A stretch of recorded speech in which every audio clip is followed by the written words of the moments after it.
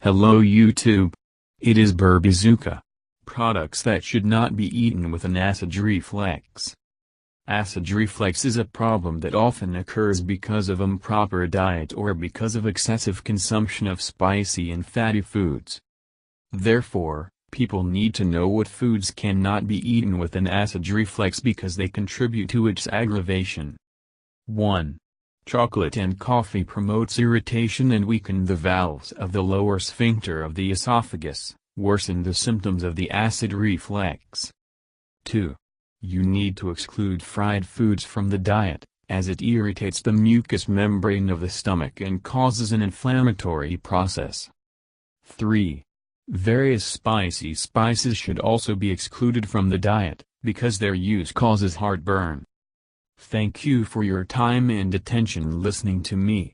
Don't forget to hit the like button and subscribe to our channel. You can also click the bell sign to be informed about new videos. Have a great day.